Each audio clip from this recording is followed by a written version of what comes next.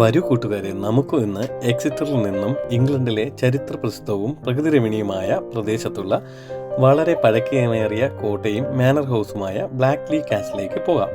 ഈ കോട്ടയുടെ ചരിത്രം ഏകദേശം AD 600 ആരംഭിച്ചതായി കരുതപ്പെടുന്നു.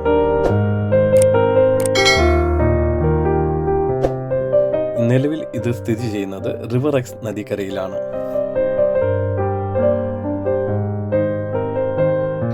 അങ്ങനെ നമുക്ക് പോകുന്ന വഴി അതിമനോഹരമായ കാഴ്ചകളും പ്രകൃതി രമണീയ നിറഞ്ഞ സ്ഥലങ്ങളും ഭൂപ്രദേശങ്ങളും കണ്ട് വളരെ പ്രകൃതിയോട് ചേർന്ന് ഇണങ്ങി നമുക്ക് ഈ യാത്ര ഇങ്ങനെ തുടരാവുന്നതാണ്.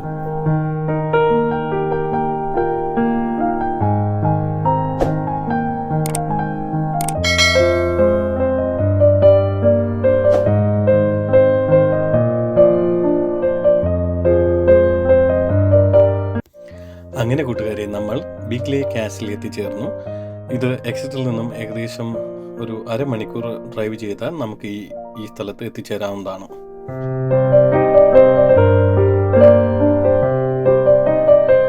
ഇതിവിടെ കാണുന്നത് ബീക്ക്ലി കാസിലാണ്. ബീക്ക്ലി കാസിലിന്റെ മെയിൻ എൻട്രൻസിലാണ് ഇപ്പോൾ നമ്മൾ നിൽക്കുന്നത്. ഇത് പഴയ ഒരു വളരെ ഹിസ്റ്റോറിക്കൽ ഉള്ള ഒരു ഹിസ്റ്റോറിക്കൽ ഒരു പ്ലേസ് ആണ്.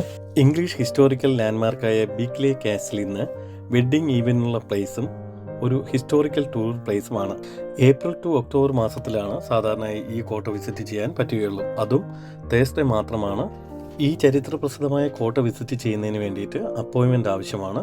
അപ്പോയിൻമെൻ്റ് എടുക്കുന്നതിന് വേണ്ടിയിട്ടായിട്ട് വെബ്സൈറ്റിൽ നമ്പറുണ്ട്. വെബ്സൈറ്റിൽ നമ്പർ എടുത്തിട്ട് അപ്പോയിൻമെൻ്റ് എടുത്തിട്ട് മാത്രമേ ഇവിടെ സന്ദർശിക്കാൻ സാധിക്കുകയുള്ളൂ. അതുപോലെ തന്നെ കാർ പാർക്കിംഗ് സൗകര്യവും അവൈലബിൾ ആണ്. അകത്തോട്ടേക്ക് കയറുന്നില്ല. പക്ഷേ ഇതാണ് ഇവിടുത്തെ മെയിൻ ബീക്ക്ലി കാസിൽ.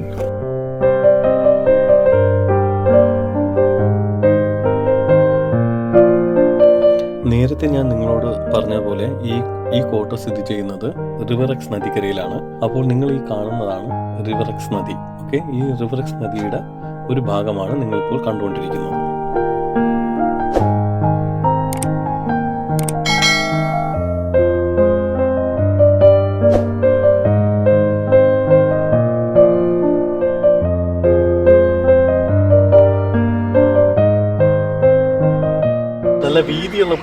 നല്ല വീതിയുള്ള പുഴയാണ്. ഇരുവശങ്ങളും വളരെ നിബിഡമായ മരക്കൂട്ടങ്ങളോട് കൂടിയ വലിയ വീതിയുള്ള പുഴയാണ്.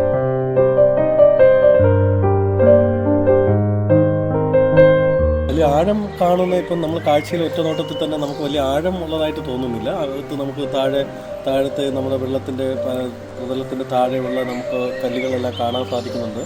അതുകൊണ്ട് വലിയ ആഴമുള്ളതായി തോന്നുന്നില്ല. പക്ഷേ വളരെ വീതിയോടുകൂടി വളരെ കണ്ടിന്യൂസ് ആയ ഒരു പുഴയാണെന്ന് തോന്നുന്നു.